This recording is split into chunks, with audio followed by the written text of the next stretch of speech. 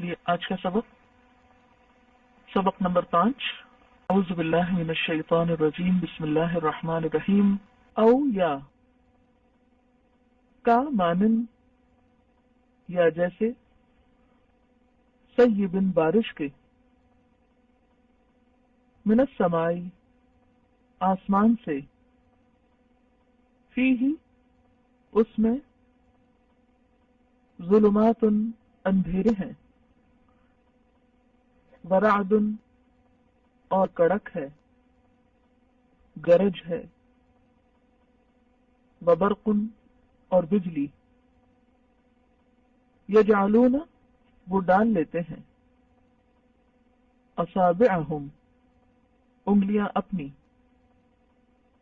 فی میں آذانہم اپنے کان فی آذانہم اپنے کانوں میں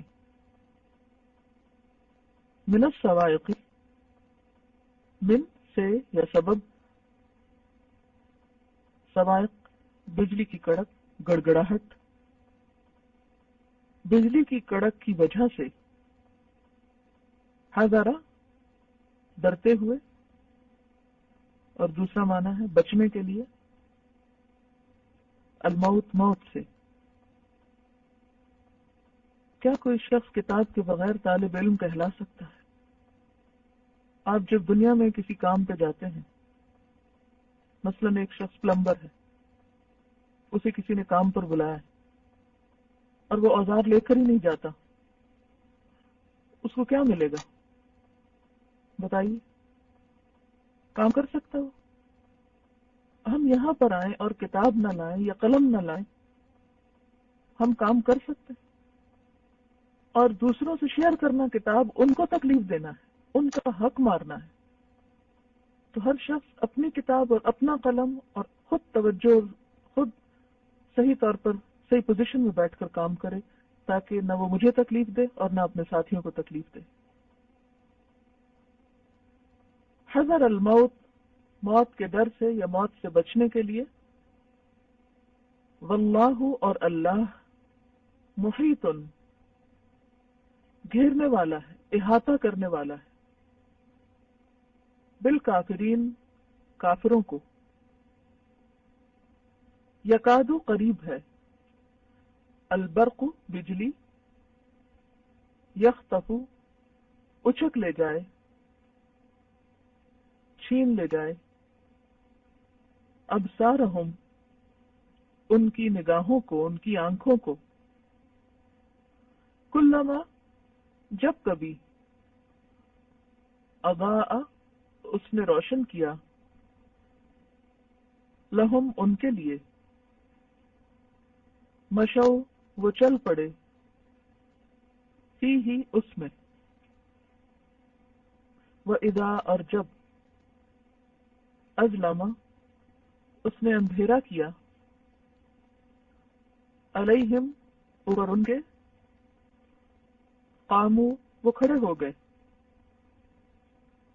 ولو اور اگر، شاء اللہ چاہتا اللہ،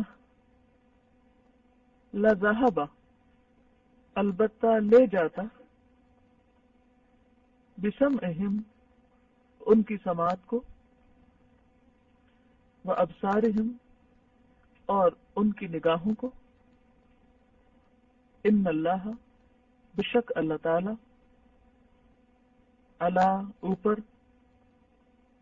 کل ہر، شیء چیز کے، قدیر قدرت رکھنے والا ہے.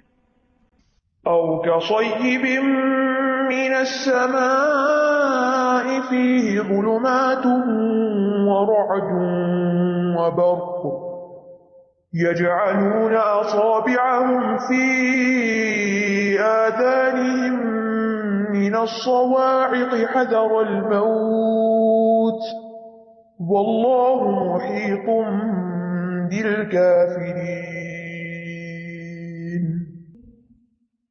یا آسمان سے برسنے والی زوردار بارش کی طرح جس میں اندھیرے ہیں اور گرج اور چمک ہے. وہ کڑک کے باعث موت کے ڈر سے اپنی انگلیاں اپنے کانوں میں ڈال لیتے ہیں اور اللہ کافروں کو گھیرے ہوئے ہے. یہاں منافقین کی ایک اور قسم بیان ہوئی ہے، ایک اور گروہ، یعنی منافقین کی اقسام ہیں، ان کے درجے ہیں، سب ایک جیسے نہیں ہیں. کچھ کے اندر کچھ خصوصیات ہیں، کچھ کے اندر کچھ اور خصوصیات ہیں، کچھ اعتقادی منافق ہیں اور کچھ عملی منافق ہیں. تو ایک مثال اللہ تعالیٰ نے نار کی دی جو آگ ہے، اور دوسری مثال پانی کی دی. یہاں ان لوگوں کی بات کی جا رہی ہے جو مسلمان تو ہو گئے تھے لیکن ایمان کی کمزوری کی وجہ سے ہمیشہ شک و تذبذب میں مبتلا رہے. جب راحت اور اطمینان اور سکون کے حالات ہوتے تو مطمئن نظر آتے، لیکن جب دین کے راستے میں کوئی تکلیف ہوتی تو پھر شک میں پڑ جاتے. قرآن مجید میں آتا ہے وَمِنَ النَّاسِ مَن يَعْبُدُ اللَّهَ عَلَى حَرْفٍ، لوگوں میں سے کچھ ایسے ہیں کہ جو اللہ کی عبادت کنارے پہ رہ کے کرتے ہیں، پورے دین کے اندر نہیں آتے، کنارے پہ رہتے ہیں. فَإِنْ أَصَابَهُ خَيْرٌ اطْمَأَنَّ بِهِ، جب کوئی خیر بھلائی پہنچتی ہے مطمئن ہو جاتے ہیں. وَإِنْ أَصَابَتْهُ فِتْنَةٌ، کوئی فتنہ آتا ہے، مصیبت آتی، تکلیف آتی ہے، انقلب علی وجہہ، تو اپنے چہرے پر ہی پلٹ جاتا ہے. خسر الدنیا والآخرہ، اسے دنیا اور آخرت کا نقصان کیا. ذالک هو الخسران المبین، یہی بہت بڑا نقصان ہے. متقین کا انجام کیا بتایا گیا تھا کہ وہ کون ہے؟ مفلحون، فلاح پانے والے. کفار کا انجام کیا بتایا گیا تھا؟ عذاب عظیم، بہت بڑا عذاب ان کے لیے. تو منافقین کے لیے کیا ہے؟ وما ربحت تجارتہم وما کانوا مہتدین، جس کی تجارت میں فائدہ نہ ہو وہ کون ہوتا ہے؟ خسارے میں. تو منافقین خسارے میں ہیں. اب اس آیت کا خلاصہ یہ ہے کہ منافقین کی مثال آسمان سے نازل ہونے والی بارش کی طرح ہے. اس بارش میں کچھ اندھیرے ہیں، رات کا اندھیرا، بادلوں کا اندھیرا، بارش کا اندھیرا. اس بارش میں گرج بھی ہے، چمکنے والی بجلی بھی ہے، اور بجلی کے جلا دینے والے کڑاکے بھی ہیں. تو بارش میں گھرا ہوا شخص جب کڑکے کی آواز سنتا ہے تو اپنے کانوں کو اپنی انگلیوں سے ڈھانپ لیتا ہے، کہیں زور کی شدید آواز اس کے کانوں کو نقصان نہ دے یا کہیں وہ اس آواز سے مری نہ جائے. کیونکہ آپ تو یہ معلوم ہے نا کہ ایک حد سے زیادہ جب آواز تیز ہوتی ہے تو انسان کی موت کا سبب بن جاتی ہے. یہی حال منافقوں کا تھا. جب قرآن مجید کے احکامات وہ سنتے تھے تو بجائے اس کے کہ ان کے مطابق اپنے آپ کو ڈھال لیتے کہ یہ اللہ تعالیٰ کا کلام ہے اور اللہ سبحانہ وتعالیٰ رحمان اور رحیم ہے، ہمارا فائدہ چاہتا ہے، ہم اس پر عمل کریں، تو وہ کیا کرتے؟ آیات سے ڈر جاتے اور خوف کے مارے کان بند کر لیتے، نہیں سننا ہی چھوڑ دیتے. یعنی وہ کیا کہتے کہ ہمارا نہیں خیال کہ ہم اس پر عمل کر سکتے ہیں، یہ ہمارے لیے دس ٹو مچ، آج کے دور میں اس پر عمل نہیں ہو سکتا. یہ آج مسئلہ نہیں ہے، یہ کل بھی مسئلہ تھا، اس دور میں بھی تھا. کان پہ انگلی رکھنے کا مطلب کیا ہے؟ نہیں سننا. ہیڈ فون لگا لو، کان بند کر لو، ماں جو بولتی ہے بولتی رہے، ہمیں نہیں سننا. یہ تو ہر وقت ڈراتی رہتی. یعنی دوسرے لفظوں میں یہ کہ وہ قرآن کی تعلیمات سے منہ موڑ لیتے ہیں. منافقین کا یہ حال ہوتا ہے کہ سن کے سنی انسنی کر دینا، یا سننا ہی نہ سرے سے، یا پھر منہ موڑ کے چلے جانا. اللہ چاہتا تو پہلے گروہ کی طرح ان کی سماعت اور ان کی نگاہیں لے جاتا، ان کو اندھا بہرا چھوڑ دیتا. لیکن اللہ سبحانہ وتعالیٰ کا دستور ہے کہ اگر کوئی شخص کسی حد تک بھی سننا چاہتا ہے تو اس کو سننے کا موقع دیا جائے. کیونکہ یہ ذرا بین تھے نا، جب اچھے حالات ہوتے تھے تو یا آسان احکامات ہوتے تھے تو وہ لے لیتے تھے، وہ سن لیتے تھے، اور جب ذرا مشکل آتی تو چھوڑ دیتے تھے. تو اب الفاظ کو دیکھتے، او کصیب من السماء فیہ ظلمات ورعد وبرق. مفسرین کہتے ہیں کہ یہاں او واو کی مانند ہے، یعنی یہ نہیں کہ یا، بلکہ اور ایک مثال یہ بھی ہے. او کصیب، سیب کا مطلب ہوتا ہے بارش، یہ صوب سے ہے، صاد واو با، جس کا مطلب ہوتا ہے اترنا. اور بارش کو سیب کیوں کہتے ہیں؟ کیونکہ وہ اوپر سے نیچے آتی ہے. الم تر ان اللہ انزل من السماء ماء، کیا تم نے دیکھا نہیں کہ اللہ نے آسمان سے پانی اتارا. اور سیب مسلادھار بارش کو کہتے ہیں، خوب خوب برستی ہے، بکثرت نازل ہونے والی بارش. فیہ ظلمات، اس میں اندھیرے ہیں، ظلمت کی جمع، روشنی نہیں. رات کا اندھیرا، بادلوں کا اندھیرا، بارش کا اندھیرا. بارش کا اپنا بھی ایک اندھیرا ہوتا ہے. چاہے دن کو بھی بارش ہو رہی ہو تو کیا ہوتا ہے، آپ کے لیے ڈرائیونگ مشکل ہو جاتی ہے، بعض اوقات آپ کو اگلی گاڑی نظر نہیں آ رہی ہوتی. ورعد، اور کڑک بھی. رات بہت شدید آواز کو کہتے ہیں، اور یہ اس وقت سنی جاتی ہے جب بعض بادل بعض سے ٹکراتے ہیں. برق، برق چمکدار روشنی کو کہتے ہیں جو آسمان میں بادلوں میں چمکتی ہے. یعنی جو روشنی آسمان میں بادلوں کے اندر چمکتی ہے نا، جو بجلیاں چمکتی ہیں اور پھر کڑکتی ہیں اور پھر گرتی ہیں. تو مطلب یہ ہے کہ بارش جو ہے یہ ایسے ہی ہے جیسے آسمان سے قرآن نازل ہو رہا، جب بارش برستی ہے تو کیا اس میں صرف اندھیرا اور کڑک چمک ہی ہوتی ہے یا کچھ اور بھی ہوتا ہے؟ کوئی فائدہ ہوتا ہے بارش کا؟ اصلاً تو فائدہ ہی ہے، بارش فائدے کی چیز ہی ہے. لیکن جو کوتاہ نظر ہوتے ہیں وہ کہتے ہیں وہ موسم خراب ہو گیا اور سارا کیچڑ ہو گیا اور ڈرائیونگ مشکل ہو گئی. آج ویدر بڑا، یعنی کچھ لوگ بارش کو یا برف کے برسنے کو خراب ہی سمجھ، اگر بارشیں نہ ہو تو پھر کیا کہتے ہیں، پھر اپسیٹ ہوتے ہیں. بارش نہیں ہو رہی، پودے مر رہے ہیں اور خشک سالی ہو گئی ہے، پھر پریشان. اگر کسی سال سنو فالنگ ہو ہی نہ تو وہ سال اچھا نہیں سمجھا جاتا. سمجھتے ہیں کہ اس میں فائدہ ہے لیکن وقتی جو تکلیفیں آتی ہیں اس کو برداشت نہیں کرنا چاہتے. تو یہ کیسے ہو سکتا ہے کہ آپ کسی چیز سے صرف فائدہ ہی اٹھائیں اور آپ کو اس سے کوئی تکلیف نہ ہو؟ لیکن چونکہ ان کی عقل پوری طرح کام نہیں کرتی، اس لیے بارش سے آنے والے فائدے ان کو نظر نہیں آتے، صرف جو وقتی ظاہری مشکلات ہیں وہ نظر آ رہی ہوتی ہیں، ان کا رونا روتے رہتے ہیں.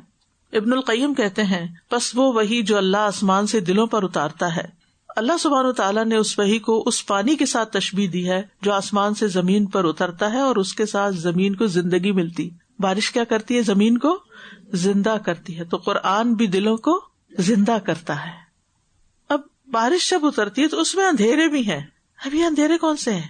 یعنی قرآن اتر رہا ہے، بیچ میں کوئی ایسی چیزیں بھی ہیں جو پوری طرح سمجھ نہیں آتی، اور وہ کون سی آیات ہوتی ہیں؟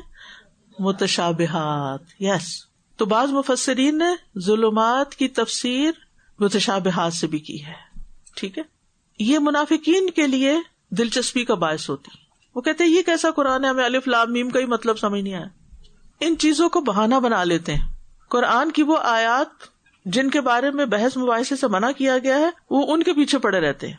فیہ ظلمات ورعد، رات سے مراد کڑک ہے، مراد وہ تکلیفیں ہیں جو اسلام کے رستے میں پیش آتی ہیں، یا وہ وعیدیں ہیں جن سے ڈرائے جاتے ہیں. قرآن میں ڈرانے والی باتیں بھی ہیں نا، تو جیسے بجلی کڑکتی ہے تو آپ ڈرتے ہیں نا، ایسے ہی کچھ احکامات پڑھ کے آپ ڈر جاتے ہیں. ٹھیک ہے، مثلاً قرآن میں آتا ہے ان اللہ جامع المنافقین والکافرین فی جہنم جميعا، بے شک اللہ منافقوں اور کافروں کو سب کو جہنم میں جمع کرے گا. ایسی آیتیں سن کے ڈر بھی جاتے ہیں، کہے پھر کیا ہوگا ہمارا، پھر تھوڑی دیر کے بعد دوبارہ وہی کچھ کرتے ہیں. تو منافقین آیات کو اپنے لیے موت سمجھتے ہیں یا خوف کا شکار ہو جاتے ہیں. اور برق سے مراد جو چمک ہوتی ہے جس سے بادلوں کے اندھیرے میں بھی زمین پہ روشنی ہو جاتی ہے، ایسا ہوتا ہے جیسے سورج نکل آیا ہو. کبھی آپ نے ملاحظہ کیا ایسی روشنی؟ اس سے مراد وہ آیات ہے جس سے ایک دم دل خوش ہو جاتے ہیں، جس میں اللہ کے وعدے ہیں، جنت کی بشارتیں ہیں، اور ایسے لگتا ہے دل روشن ہو گیا. یا کوئی ایسی چیز ہوتی ہے جو ہمارے دل میں کنفیوژن ہوتی ہے، ہمیں اس کا جواب مل جاتا ہے تو دل خوش ہو جاتا ہے. لیکن یہ اس روشنی کو دیکھ کے بھی آنکھیں بند کر لیتے ہیں، یعنی اس سے بھی فائدہ نہیں اٹھاتے. مومن کا رویہ کچھ اور ہوتا ہے. یؤمنون بالغیب، یؤمنون بما انزل الیک وما انزل من قبلک، وہ ایمان رکھتے ہیں اس پر. لیکن منافق وہ اس کو نہیں مانتے. قرآن پڑھنے کو، سمجھنے کو اپنے لیے مشکل کام سمجھتے ہیں، سننا نہیں چاہتے، عمل نہیں کرنا چاہتے، اندھیروں میں رہنا چاہتے ہیں. اور اگر کہیں کچھ سننے کو مل جائے، یجعلون اصابعهم فی آذانهم من الصواعق حذر الموت. صواعق صاعقہ کی جمع ہے، بجلی کا ایسا کڑکا جس پر پڑے اسے ہلاک ہی کر دے. اور یہ بجلی سے نکلنے والی آگ بھی ہوتی ہے جو درختوں پہ گرے تو کیا کرتی ہے؟ جلا دیتی ہے. یا گھروں پہ بھی گرے. کچھ عرصہ پہلے آپ کو معلوم ہے نا کہ ایک گھر پہ ایسی بجلی گری تھی جس کی وجہ سے سب گھر والے جل گئے تھے. تو چونکہ اس میں ہلاکت بھی ہوتی ہے، موت کا بھی ڈر ہوتا ہے. جیسے جہاد کی آیات ہے تو اب ان کو اگر عمل کریں تو کیا ہوگا، جائیں گے تو ہو سکتا ہے مارے جائیں وہاں. تو پھر یہ بہانے سوچنے لگتے ہیں کہ اب نبی صلی اللہ علیہ وسلم بلا رہے ہیں کہ چلو تبوک کے لیے نکلو یا کسی اور جنگ کے لیے نکلو. تو پھر یہ کیا کرتے تھے، بہانے کرنے لگتے تھے تاکہ کسی طرح ہم جانے سے بچ جائیں، ہمیں کوئی قربانی نہ کرنی پڑے. یعنی ایسی آیات سن کے یہ شتر مرغ کی طرح اپنی آنکھیں بند کر کے سر ریت میں دے دیتے ہیں کہ گویا ہم نے سنا ہی نہیں. ابن عباس کہتے ہیں جب منافق نبی صلی اللہ علیہ وسلم کی مجلس میں حاضر ہوتے تو وہ آپ کے کلام سے ڈرتے ہوئے اپنی انگلیوں کو کانوں میں ڈال لیتے. وہ اس بات سے ڈرتے تھے کہ کہیں ان کے بارے میں کچھ نازل نہ ہو جائے یا کوئی ایسا تذکرہ نہ کر دیا جائے جس کی بنا پہ ان کو قتل کرنے کا حکم آ جائے. نوح علیہ السلام کی قوم نے بھی یہی کیا تھا نا، اگر آپ کو یاد ہو. نوح علیہ السلام نے کہا وَإِنِّي كُلَّمَا دَعَوْتُهُمْ لِتَغْفِرَ لَهُمْ جَعَلُوا أَصَابِعَهُمْ فِي آذَانِهِمْ. جب بھی میں نے انہیں دعوت دی کہ تو انہیں معاف کر دے، یعنی وہ دین کی طرف آئیں، انہوں نے انگلیاں اپنے کانوں میں ڈال لی. یہ اس چیز کے لیے مثال ہے انگلیاں کانوں میں ڈالنے کی، یعنی کہ ہم وی آر ناٹ انٹرسٹڈ، ہم نہیں سننا چاہتے. واللہ محیط بالکافرین، اللہ کافروں کو گھیرنے والا ہے. یعنی ان کی یہ احتیاطی تدابیر، آنکھیں بند کر لینا، کان بند کر لینا، قرآن کی مجلس میں حاضر نہ ہونا، نبی صلی اللہ علیہ وسلم کے پاس نہ جانا، اس کو نہ پڑھنا نہ سننا، تاکہ نہ سنے، نہ کوئی ہمیں تکلیف ہو، نہ پریشانی ہو، نہ ہمیں کوئی قربانی کرنی پڑے. تو وہ سمجھتے ہیں کہ اس طرح ہم امن میں ہیں، ہم بچ جائیں گے. لیکن کہاں تک بچیں گے؟ کب تک بچیں گے؟ کیا اللہ سے بھی کوئی بچ سکتا ہے؟ واللہ محیط بالکافرین، اللہ کافروں کو خوب گھیرے ہوئے اور ان کے کرتوتوں کا پورا پورا بدلہ ان کو دے گا. تو اس آیت سے یہ پتہ چلتا ہے کہ ہدایت کی مثال بارش کی طرح ہے. حدیث سے بھی پتہ چلتا ہے، صحیح بخاری کی روایت میں آتا ہے کہ اللہ نے مجھے جو ہدایت اور علم دے کے بھیجا اس کی مثال تیز بارش کی سی ہے جو زمین پہ برسے. صاف اور عمدہ زمین تو پانی کو جذب کر لیتی ہے، بہت سارا گھاس اور سبزہ اگاتی ہے، جبکہ سخت زمین پانی کو روک لیتی ہے. پھر اس سے لوگوں کو فائدہ پہنچتا ہے، لوگ خود بھی پیتے ہیں، جانوروں کو بھی سیراب کرتے ہیں اور اس کے ذریعے کھیتی باڑی بھی کرتے ہیں. کچھ بارش ایسے حصے پر پڑی جو صاف اور چٹیل میدان تھا، نہ وہ پانی کو روکتا نہ سبزہ اگاتا ہے. یہی مثال اس شخص کی ہے جس نے اللہ کے دین میں سمجھ حاصل کی اور جو اللہ نے مجھے علم دے کے بھیجا ہے اس سے اسے فائدہ ہوا، اس نے خود سیکھا، اوروں کو سکھایا. اور یہی اس شخص کی مثال ہے جس نے سر تک نہ اٹھایا، نہ اللہ کی ہدایت کو قبول کیا جو میں دے کر بھیجا گیا ہوں. اس مثال کی بڑی اچھی وضاحت اس حدیث میں ہو جاتی ہے. تو مومن کے لیے قرآن باعث اطمینان ہے، منافق کے لیے اندھیروں کا باعث ہے. منافق قرآن سننے کے باوجود اس کو سمجھ نہیں پاتے، جبکہ اہل ایمان کے ایمان میں اضافہ ہوتا ہے. منافق کے رجس میں اضافہ ہوتا ہے اور اہل ایمان کے ایمان میں اضافہ ہوتا ہے. منافق احکامات سے ڈرتا ہے جبکہ مومن احکامات کو قبول کرتا ہے. منافق پہ احکامات بجلی بن کے گرتے ہیں، نماز کا حکم بجلی بن کے گرتا ہے، روزے پر اس کو اعتراض ہوتا ہے، زکوٰۃ کے اوپر اس کو شکوک و شبہات ہوتے ہیں، اس کو اپنے مال کی چٹی سمجھتا ہے. تو منافق بارش کے فائدوں کی بجائے نقصانات کو دیکھتا ہے کہ یہ کیا مصیبت آ گئی. اور مومن جو ہے وہ خیر پر نظر رکھتا ہے کہ وقتی طور پر یہ سب ہو رہا ہے، بادل بھی چھٹ جائیں گے، اندھیرا بھی چلا جائے گا، بجلی کی چمک بھی، اور یہ سب کچھ چھٹ کر پھر کیا ہوگا، فضا بھی صاف ہوگی، آسمان بھی نیلا نظر آئے گا اور زمین بھی ہری بھری ہو جائے گی اور سب سیراب ہوں گے. وہ اس کو رزق سمجھتا ہے. تو مومن اور منافق کے نقطہ نظر اور نگاہ میں بھی فرق ہوتا ہے. يكاد البرق يخطف أبصارهم كلما أضاء لهم مشوا فيه وإذا أظلم عليهم قاموا ولو شاء الله لذهب بسمعهم وأبصارهم إن اللہ علی کل شیء قدیر. قریب ہے کہ بجلی ان کی نگاہوں کو اچک لے جائے، جب بھی وہ ان کے لیے روشنی کرتی ہے تو وہ اس میں چل پڑتے ہیں، اور جب ان پر اندھیرا چھا جاتا ہے تو وہ کھڑے رہ جاتے ہیں. اور اگر اللہ چاہتا تو ان کی سماعت اور ان کی بصارت کو لے جاتا. بے شک اللہ ہر چیز پر خوب قدرت رکھنے والا ہے. یعنی معاملہ جب آسان ہوتا ہے تو وہ اسلام کی طرف پیش قدمی کرتے ہیں، جب سخت احکام نازل ہوتے ہیں تو ٹھٹک کے کھڑے ہو جاتے ہیں. اللہ چاہتا تو ان سے بھی ان کی آنکھیں، کان اور ان کی زبان چھین لیتا اور یہ حق سے بالکل بے بہرا ہوتے. لیکن جتنی یہ دلچسپی ظاہر کرتے اس کے بقدر اللہ نے ان کے لیے ان کی سماعت بصارت باقی رکھی ہے. یکاد البرق یخطف ابصارہم، قریب تھا کہ بجلی ان کی آنکھیں اچک کے لے جائے، یعنی ان کی نگاہ بالکل چلی جائے، یہ بالکل اندھے ہو جائیں. کیونکہ یہ چھوٹی سی تکلیف کو بھی بہت بڑی مصیبت سمجھتے تھے نا.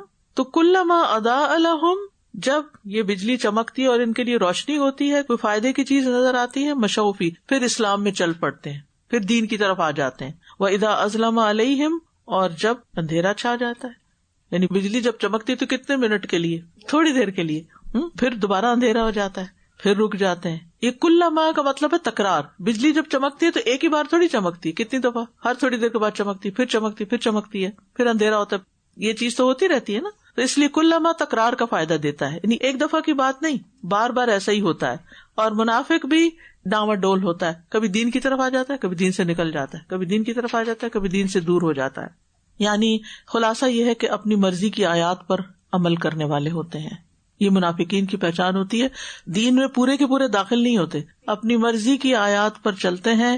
جہاں آسانی ہوتی ہے تو وہ لے لیتے ہیں، جہاں کوئی دین میں فائدہ نظر آتا ہے تو آگے آتے ہیں، جہاں دین میں کچھ قربانی کرنی پڑتی ہے تو پیچھے ہٹ جاتے ہیں. وَلَوْ شَاءَ اللَّهُ لَذَهَبَ بِسَمْعِهِمْ وَأَبْصَارِهِمْ، اللہ چاہتا تو ان کی سماعت اور بصارت لے جاتا، یعنی ان کے ہدایت کے راستوں کو بند کر دیتا، بلاک کر دیتا. یہ ایک طرح سے دھمکایا گیا ہے اور انڈائریکٹلی اشارہ کیا گیا کہ اب بھی چانس ہے، منافقت سے نکل آؤ.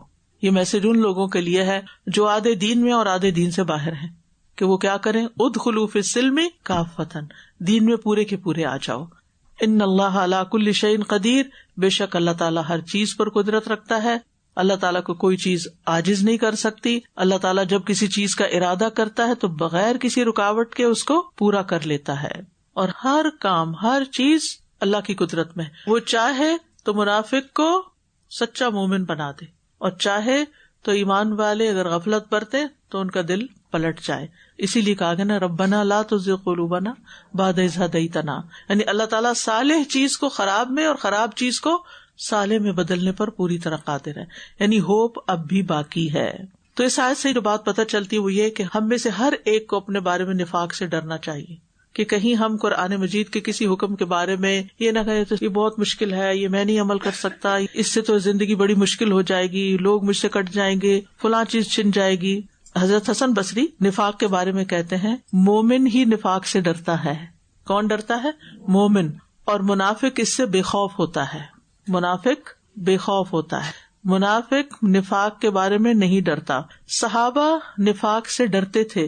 ابن ابی ملیکہ کہتے ہیں میں نبی صلی اللہ علیہ وسلم کے 30 صحابہ سے ملا، ان میں سے ہر ایک کو اپنے اوپر نفاق کا ڈر لگا ہوا ہوتا تھا. ان میں سے کوئی نہیں کہتا تھا کہ میرا ایمان جبریل اور میکائیل کی طرح ہے. اس کا فائدہ کیا ہوتا ہے جب کوئی نفاق سے ڈرتا رہتا ہے؟ اپنی اصلاح کرتا رہتا ہے انسان. یاد ہے جب حضرت حنظلہ نے کہا کہ نافق حنظلہ منافق ہو گیا.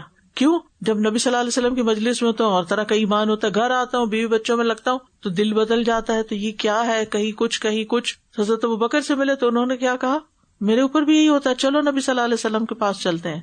یعنی ان کو اپنی کیفیت کے بدلنے کی بھی فکر رہتی تھی. تو آپ نے فرمایا اس ذات کی قسم جس کے ہاتھ میں میری جان ہے، اگر تم ہمیشہ اسی کیفیت میں رہو جس حالت میں میرے پاس ہوتے ہو یا ذکر میں مشغول ہوتے ہو تو فرشتے تمہارے بستروں پر اور تمہارے راستوں میں تم سے مصافحہ کریں.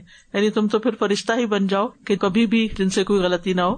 لیکن اے حنظلہ وقت کی بات ہے، آپ نے 3 بار یہ فرمایا. تو اب کیا ہے، جب ایمان کمزور ہونے لگے، جب بھوک لگنے لگے تو پھر کیا کریں؟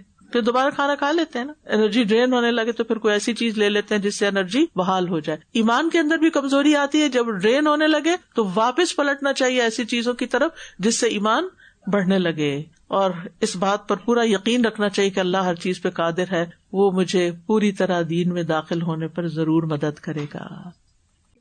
ہم سب کو اپنی بھی اور اپنے گھر والوں کی اور اپنے سب پیاروں کی، صرف اپنے گھر والے نہیں، اپنے سب پیارے اور جو پیارے نہیں بھی ہیں ان سب کی بھی فکر کرنی چاہیے.